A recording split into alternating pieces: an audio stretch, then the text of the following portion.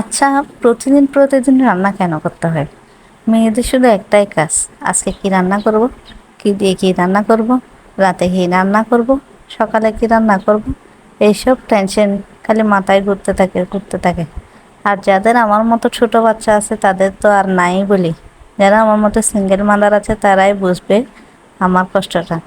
এদিকে গুছিয়ে যাব, এদিকে আবার তারা পুরো ঘর এলোমেলো করে ফেলবে। রান্না করার আগে একবার গুছিয়ে এসেছি, এখন রান্না করা শেষে আবার গুছাইতে হবে। একা হাতে বাচ্চা সামলানো আর সংসার সামলানো কিন্তু অনেক টাফ। আচ্ছা, যাই হোক, সবাই কেমন আছেন? আসসালামু আলাইকুম। আমি আল্লাহর অশেষ রহমতে অনেক ভালো আছি। আজকে আমি রান্না করব সর্ষে ইলিশ। সর্ষে ইলিশ রান্না করার জন্য প্রথমে তেল গরম করে এর মধ্যে পেঁয়াজ কুচি দিয়ে দেব। তারপর এর মধ্যে দিয়ে দেব আদা বাটা, রসুন বাটা, তারপর একে একে গুঁড়ো মরিচ দিয়ে দেব, হলুদ, মরিচ, ধনিয়ার গুঁড়া, তারপর টমেটো দিয়ে একটু ভালো করে নেড়ে চেড়ে কষিয়ে নেব। কষানো হয়ে গেলে এর মধ্যে দিয়ে দেব কাসুন্দি। বাটা বাটনির ঝামেলা আসলে এত কিছু করতে মন চায় না, সেজন্য কাসুন্দি দিয়ে আজকে রান্না করব। কাসুন্দি দেওয়ার পর ভালো করে নেড়ে চেড়ে আর একটু কষিয়ে নেব। তারপরে এতে দিয়ে দেব সরিষার তেল। সরিষার তেল দিয়ে আর একটু নেড়ে চেড়ে তারপরে এতে দিয়ে দেব আমার কাটাকুটি করা ইলিশ মাছগুলো।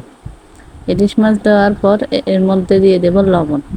লবণ দিয়ে আর একটু ভালো করে নেড়ে ছেড়ে একটু সিদ্ধ করে নেব। ও আচ্ছা, কাঁচামরিচ বাটা আর ধনিয়া পাতা বাটা দিয়েছিলাম, ওইটা বলতে ভুলে গেছিলাম, হঠাৎ করে মনে পড়লো। তারপর ভালো করে সিদ্ধ করে নেব। সিদ্ধ করতে করতে যখন দেখব পানি শুকিয়ে এসেছে বা একটু লেগে লেগে যাচ্ছে, তখন আর একটু পানি দিয়ে দেব। পানি দেওয়ার পরে এর মধ্যে দিয়ে দেব গোটা কয়েকটা কাঁচামরিচ। কাঁচামরিচ দেওয়ার পরে এবার যদি ভালো মতো সিদ্ধ হয়ে আসে, তারপর এর মধ্যে আর একটু টেস্ট বাড়ানোর জন্য স্বাদ মিশালি দিয়ে দেব। তারপর ভালো করে ঢেকে দেব। ঢেকে দেওয়ার পর ভাপের মধ্যে ইলিশগুলোকে ভালো করে সিদ্ধ হতে দেব। সিদ্ধ হয়ে এলে রেডি আমাদের সর্ষে ইলিশ। আচ্ছা, সর্ষে ইলিশের টেস্টটা কেমন জানি অন্যরকম। আর যদি ডিমওয়ালা মাছ হয় তাহলে তো আরও অনেক বেশি টেস্ট হয়।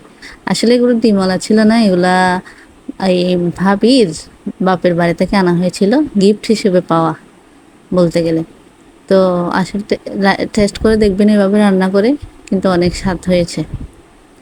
এবার বলবেন রান্না করে কেমন হয়েছে, আপনারা রান্না করে দেখতে পারেন। এবার পেট পুরে ভাত খাওয়ার পালা।